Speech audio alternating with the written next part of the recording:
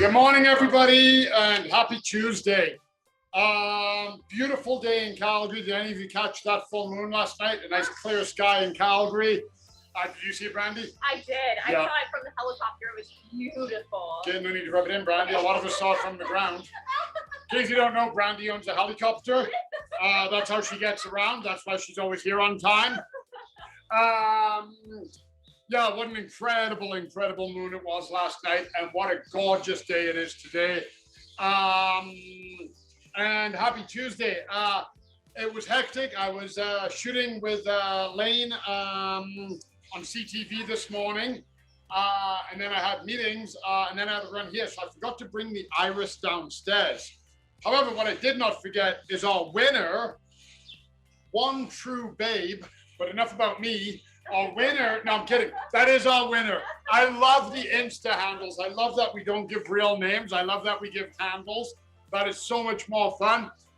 Congratulations. Great story. And everybody who shared those memories. Honestly, Brandy and I had a blast reading through them. Those memories are a killer. You know, that's what it's all about. So a huge thank you to everybody who shared. Honestly, there was a potential for so many of you to win. It's one of those where there's just no wrong answers, right? It doesn't matter how old or new the memory is. If it's a memory you're creating, or if it was one you remember witnessing, whatever it was, it resonates, and that's what it's all about. So yeah, thank you for sharing those personal moments. It really was great reading them. Things like that, you know, we see things on social media that aren't always great. And when we use it for things like that, that's what it's all about community, about sharing, about inspiring, you know, warm, you know, getting the warm fuzzies. So today we're going to keep rolling ahead with Houseplant. Today we're doing Houseplant rules of thumb. I think it should be Houseplant rule of finger guns. But that's not the expression. So we went with Houseplant rule of thumb. So I think first and foremost, the first one I want to start with is light. Kind of set everything up, and now I'm just pulling it all out of the way. And light, the reason I want to go there and bring up lighting is we always get people who come in and they go, oh, wow, I've got this west-facing room, huge windows, full sunlight all the time. What can I put in there? Or we got people going, I have a basement, or my office faces east, northeast, or it only has a tiny window. What can I put in there? And of course, what I want to address first and foremost is there are ways to cheat the environment. So you may have, you know, that massive west-facing window and sun powering in, and it's wonderful and it's great and it's a bright room, but the plants aren't liking it because of they're getting hit with direct sun. We'll put direct sun lovers in there for sure, like the aloe. Okay, this guy is just going to love that. He's going to drink it all up, nom nom nom nom nom, and get bigger and healthier. Plus, aloes, I mean, everybody loves them. Everybody knows them. You can use them to cure burns or stings or cuts and everything like that. Plus, they just look cool. And they're a lot of fun. A lot of kids like them. So you can put those in, absolutely. But you can also, you know, shade out one of the windows and put plants that don't want direct sun, but like it bright, like African violets, or you can cheat the height.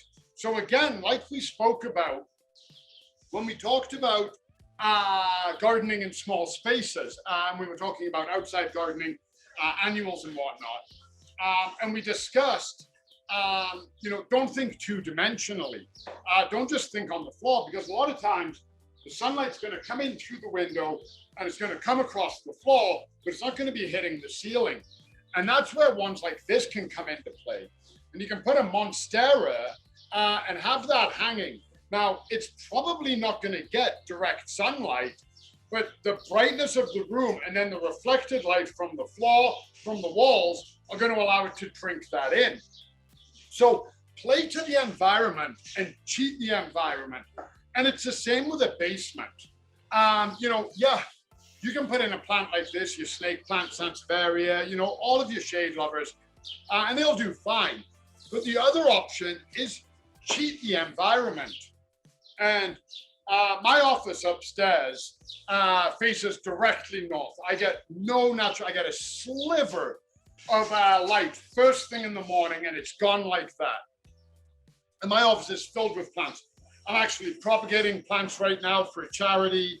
And I want plants in my office. So I use these, and these are wonderful. They screw into any existing bulb. So any bulb you've got, you can put in one of these.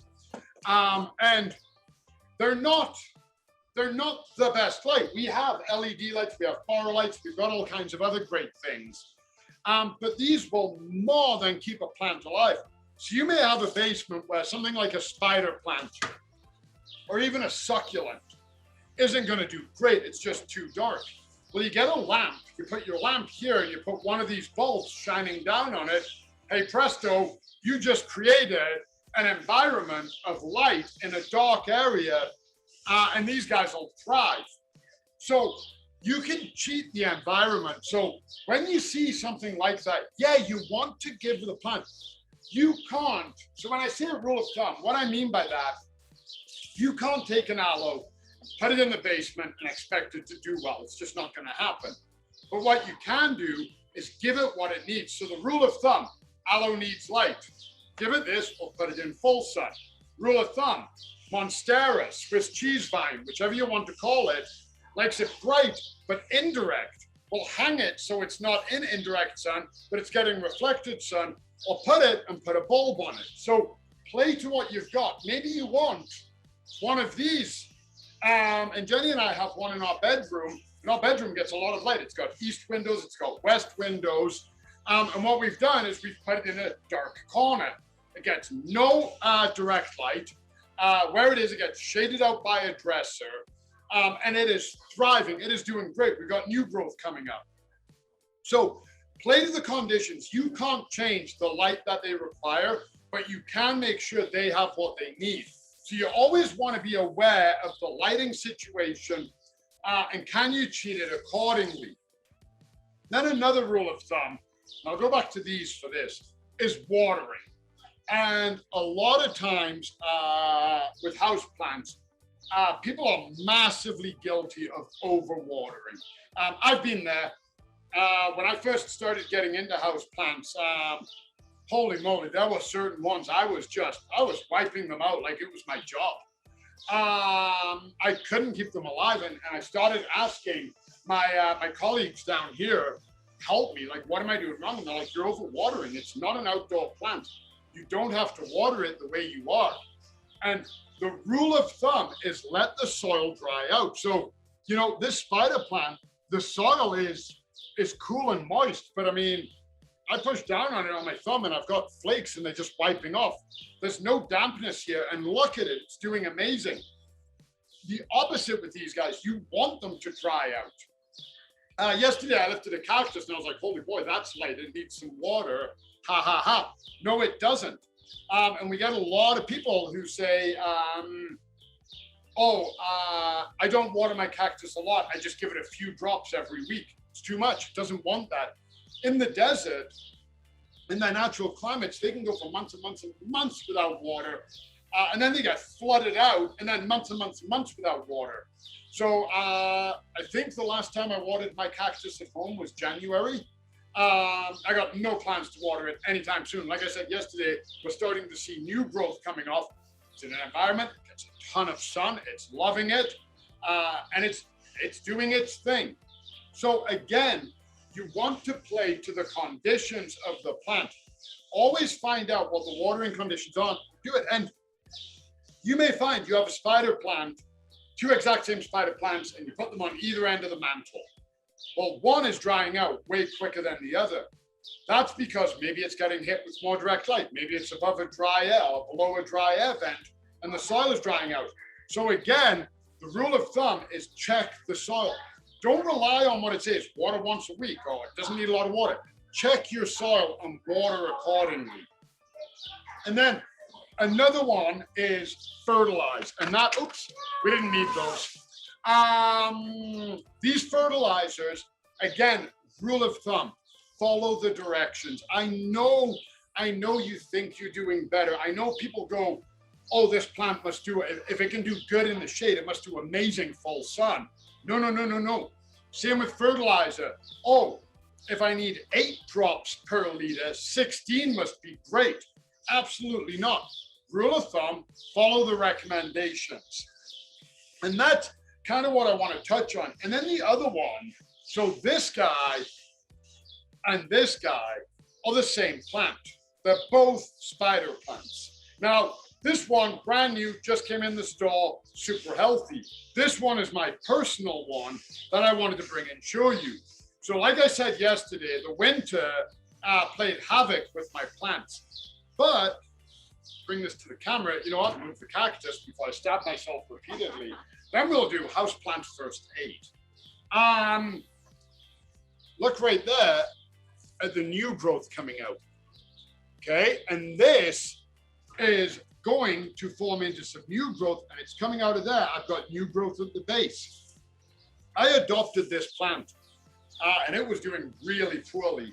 I don't know what the story was. I just got it, and I deliberately kept it for examples like this. I want to normalize brown leaves. I want to normalize plants that you have at home that might not look great. They might have some brown tips. You know what? Just get rid of the brown tip. Not everything is good. It's like social media, right? Everybody posts their best and their brightest and everything else, but it's not really reality. Plants can look like this. This guy, I adopted him, he was in bad shape. Where I put it, it wasn't getting enough light from my artificial light. When I pulled it out, I was like, yikes, okay? I've given it the correct amount of light, I've watered it, I've started fertilizing it because there's growth, and now I've got new growth coming up, okay? The bad growth is I'm getting rid of it. The leaves that are here, they're doing photosynthesis. I have no doubt in 6 months, I'm gonna have a healthy, fantastic spider plant. So normalize those brown leaves. Just because something's going brown, just because you have a couple of brown tips, it does not mean your plant is dead. It does not mean it's dying. You might have it in the wrong lighting conditions. You might have over or under fertilized. You might have over or under watered. Again, play to the rule of thumb. And if you don't know, if you have no idea, you inherit a plant, somebody gives you this, you don't know that it's a spider plant, you have no idea, ask us, okay? Shoot a picture of it, send it to us. We will find out, we'll get you the answers you need. Come on in, show a picture on your phone to one of our staff. The trick is with our staff, getting them to not talk about plants, okay? Getting them to talk about plants is normally not the issue. So I want you just to know that if you follow the rules of thumb, you're gonna be successful. Don't try and change it. Don't try and make a shade lover a sun lover. Don't make a sun lover a shade lover. Don't take something that wants to dry out and put it on the same watering cycle as all of your spider plants. It's not gonna have a good time. And if you follow you don't have to be an expert. If you follow the basics, which is your light, your water, your fertilization, that kind of thing, you're going to be successful. So stay tuned. We got more houseplant tips coming up this week. We're going to be doing some planting, some transplanting. We got a ton to talk about. We look forward to seeing you guys. Sign up for our webinars. Enjoy the day. Beautiful sun. I hope wherever you're watching from, it's a beautiful day. And we'll see you guys tomorrow. Okay, bye everyone.